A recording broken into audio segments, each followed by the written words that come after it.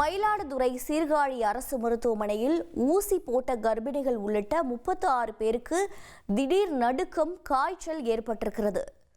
அண்மை செய்தியாக பார்த்து வருகிறோம். இது பற்றிய தகவல்களை சீர்காழியிலிருந்து நமது செய்தியாளர் வழங்கிட கேட்கலாம். கோவிந்தராஜன், வணக்கம்.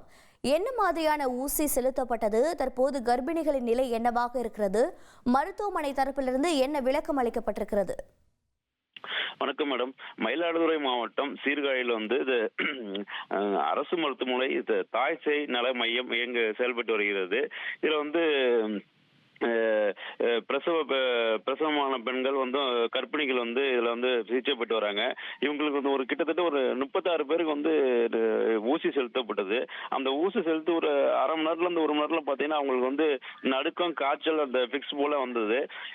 இதனால உடனே அங்க இருந்த டாக்டர் தீனுக்கு தகவல் தெரிவிக்கப்பட்டது. அருண்ராஜ்குமார்கிட்ட கேட்கும்போது, என்ன சார் ஊசி போட்டோன்னா எல்லாருக்குமே மயக்கம், நடுக்கம் ஏற்பட்டது மருத்துவரை கேட்டபோது அவர் அதை உடனடியாக அதற்கு என்ன காரணம் எங்களால் கண்டுபிடிக்க முடியல. உடனடியாக மாற்று ஊசி செலுத்தப்பட்டது. அந்த மாற்று ஊசி செலுத்தியதால பாத்தீங்கன்னா அந்த கர்ப்பிணி பெண்களுக்கு பாத்தீங்கன்னா அந்த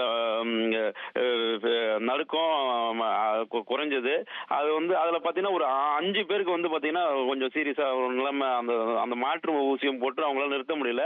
அந்த 5 பேரும் பாத்தீங்கன்னா அருகே உள்ள மயிலாடுதுறை அரசு மருத்துவமனை, சிதம்பரம் மருத்துவமனைக்கு அனுப்பி போட்டுருவாங்க. இது கொடுத்து நம்முடைய டாக்டர்கிட்ட கேட்கும்போது அவங்க என்ன சொல்றாங்கன்னா, நாங்க அந்த ஊசியை ஆய்வு செய்த பிறகுதான் அதுக்கான முழு காரணம் தெரிய வரும்னு சொல்லியிருக்காங்க.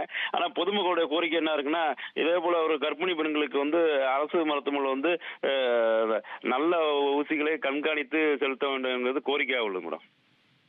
உங்களுடைய தகவல்களுக்கு நன்றி கோவிந்தராஜ். இனி செல்லும் இடமெல்லாம் செய்தி.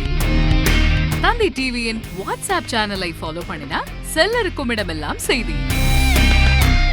இதோ QR கோட் இப்பவே ஸ்கேன் பண்ணுங்க, ஃபாலோ பண்ணுங்க.